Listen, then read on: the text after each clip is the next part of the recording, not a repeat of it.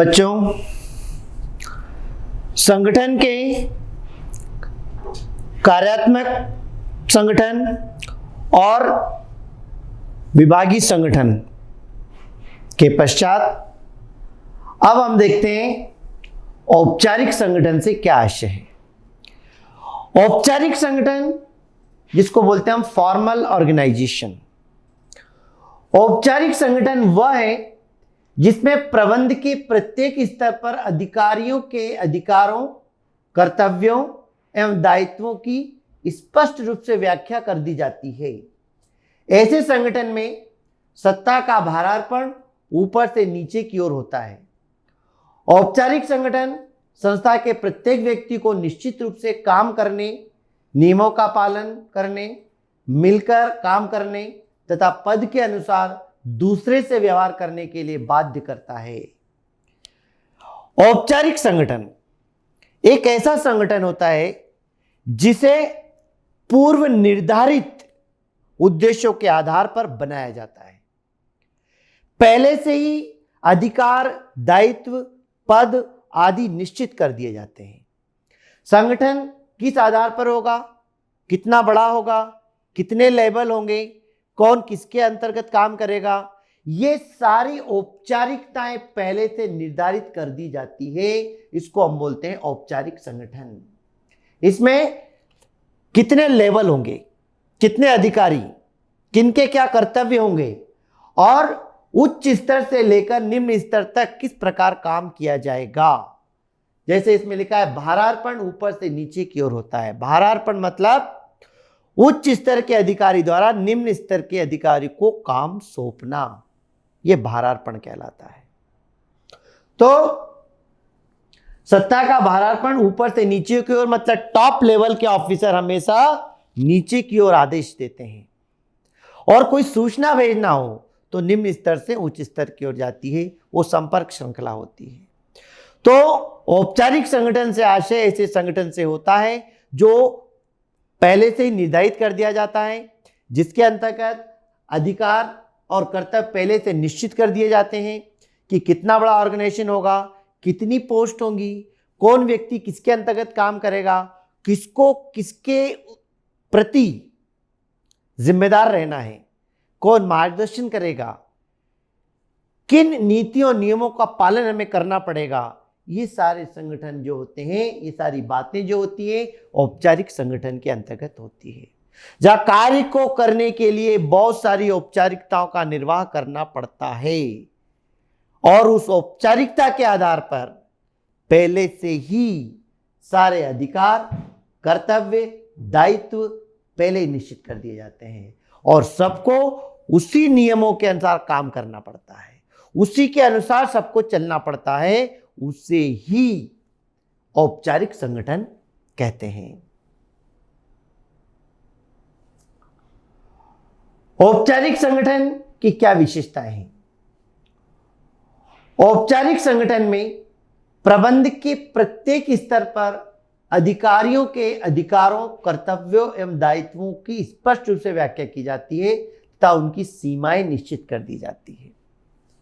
जितने भी level, 3 level होते हैं, शीर्ष स्तर, मध्य स्तर और निम्न स्तर। तीनों स्तर पर कौन कौन से अधिकारी होंगे, उनके क्या कर्तव्य हैं जो उनको पालन करना है, उनके क्या दायित्व होंगे, ये सब पहले से निर्धारित कर दिया जाता है और उनकी लिमिटेशंस क्या होगी, किस दायरे के अंदर रहकर के उन्हें काम करना है, जो पोस्ट उनको दी है उस पोस्ट के अकॉर्डिंग उनकी सीमाएं कहां तक है, ये चीज पहले से ही निर्धारित कर दी जाती है औपचारिक संगठन के अंतर्गत। इस प्रकार के संगठन में सत्ता का भारार्पण ऊपर से नीचे की ओर होता है। सत्ता मतलब शासन चलाने वाली संस्था और भारार्पण मतलब उच्च स्तर के अधिकारी द्वारा निम्न स्तर के अधिकारियों को काम सौंपना, डेलीगेशन कहलाता है भारार्पण। उच्च स्तर के अधिकारियों के पास काम का बोझ होता है, काम का दायित्व ज्यादा होता है, तो वो उसकी सहायता के लिए किसी अपने सहायक अधिकारी को वो काम थोड़े समय के लिए सौंप देते हैं। तो ये काम औपचारिक संगठन के अंतर्गत होता है। हमेशा उच्च स्तर का अधिकारी निम्न स्तर के अधिकारी को काम करने के लिए दे सकता है, जिम्मेदारियां दे सकता है। इसकी स्थापना स्वेच्छा से जागरूकता के साथ निर्धारित उद्देश्य की प्राप्ति के लिए की जाती है। इसकी स्थापना स्वेच्छा से मतलब अपनी इच्छा से जागरूकता के आधार पर निर्धारित उद्देश्यों की पूर्ति के लिए की जाती है कि आपको कोई संगठन बनाना है तो क्यों बनाना है, क्या कारण है। तो उसके लिए पूरा सतर्क होकर सावधानी के साथ वो सारे दायित्व, वो सारी चीजें तय कर दी जाती है और उन्हीं के आधार पर इस संगठन का निर्माण होता है। और इस प्रकार के संगठन में सदस्यों के बीच पूर्णतः अव्यक्तिगत संबंध होते हैं, मतलब पर्सनल रिलेशन किसी के नहीं होते, सब रिलेशन ऑफिशियल होते हैं।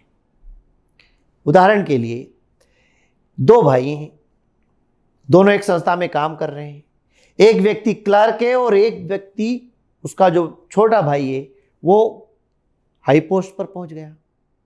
तो अब उनके बीच उनके व्यक्तिगत व्यवहार संस्था में नहीं रहेंगे, उनको संस्था के अकॉर्डिंग एक ऑफिसर है, चीफ एग्जीक्यूटिव ऑफिसर, उसको उसी के पालन करना है, वो क्लर्क को क्लर्क ही काम करना पड़ेंगे। यानी वहां पर वो अपने व्यक्तिगत संबंधों को नहीं चला सकते, उनको अपनी संस्था के अकॉर्डिंग ही काम करना होगा। जिस पोस्ट पर उनको अपॉइंट किया है उस पोस्ट के अकॉर्डिंग ही काम करना होगा उन्हें। अर्थात सभी कर्मचारियों के बीच पूर्णतः ऑफिशियल रिलेशन होंगे, केवल काम संबंधी, व्यक्तिगत रिलेशन किसी के कोई नहीं होंगे। आपके जान पहचान, आपका व्यवहार सब संस्था के बाहर। संस्था के अंदर आप आए हैं तो आपको संस्था के अधिकारों के अनुसार, संस्था के उत्तरदायित्व के अनुसार, संस्था के बताए गए नियमों के अनुसार ही आपको कार्य करना होगा। इसलिए उनके बीच जो व्यक्तिगत संबंध है वो पूर्ण तरीके से समाप्त हो जाते हैं। अब औपचारिक संगठन में संबंधों, अधिकारों एवं दायित्वों को प्रदर्शित करने के लिए संगठन चार्ट की सहायता ली जाती है। एक चार्ट बना दिया जाता है क्योंकि पहले से डिसाइड है। तो औपचारिक संगठन में सभी के बीच क्या रिलेशन है, उनके अधिकार क्या है, इसके लिए एक चार्ट बना दिया जाता है। जैसे अभी हमने संगठन के अंदर देखा था चार्ट में कि कौन अंशधारी है, फिर उसके नीचे संचालक है, फिर उसके नीचे मुख्य अधिकारी है, ऐसे चार्ट बना दिया जाता है। और उस चार्ट में लिख दिया जाता है कौन अधिकारी है, किसके अंतर्गत किसको काम करना है, किसके लिए किससे मिलना है, किसकी क्या जिम्मेदारियां हैं, ये पहले से तय कर दी जाती है। तो इसके लिए उन्हें अपना एक चार्ट की सहारा लेना पड़ता है। इस प्रकार के संगठन में आदेश की एकता के सिद्धांत का पालन किया जाता है। आदेश की एकता, क्योंकि यह औपचारिक संगठन है, यहां पहले से ही सब पोस्ट निर्धारित है। अब हर व्यक्ति के ऊपर एक उच्च स्तर का अधिकारी है, तो जो सबसे नीचे स्तर का अधिकारी है या सबसे नीचे स्तर का व्यक्ति है उसको तो सभी के आदेश का पालन करना पड़ता है, क्योंकि उसके ऊपर तो बहुत सारे अधिकारी हैं। तो ये नियम बताता है कि एक व्यक्ति को एक ही व्यक्ति से आदेश मिलना चाहिए, चाहे वो कितने भी ऊपर टॉप लेवल का व्यक्ति हो, वो उसी व्यक्ति को आदेश देगा जो उसके अधीन है, जो उसके अंडर में काम कर रहे हैं, जो उसके सहायक है, और वो व्यक्ति अपने सहायक के अधीन काम करेंगे। अर्थात आदेश की एकता मतलब एक व्यक्ति को एक ही व्यक्ति से आदेश मिलना चाहिए। प्रत्येक व्यक्ति के कर्तव्यों, अधिकारों, दायित्वों को प्रकट करने के लिए संगठन नियमावली का प्रयोग किया जाता है। मतलब एक मैनुअल, एक टेबल होती है, ऑर्गेनाइजेशन अधिकार पर संगठन नियमावली होती है, चार्ट होता है, उसमें सब नियम लिखे रहते हैं, किसके क्या नियम है और उन नियमों का पालन करना आवश्यक है। अतः आप हर बार जब भी आपको समस्या आए आप वो नियमावली को पढ़ेंगे और उस नियमावली के आधार पर ही अपने अधिकार और दायित्वों का निर्वाह करेंगे। और ऐसे संगठन में नियमों, नीतियों, कार्यविधियों का प्रयोग किया जाता है। नियमों का पालन करना अनिवार्य होता है। नियम का उल्लंघन करेंगे तो अनुशासनहीनता में आता है। नीति है, कार्यविधि है, इन सब को आधार मान करके इस संगठन के अंतर्गत काम किया जाता है। इसीलिए इसे औपचारिक संगठन कहते हैं।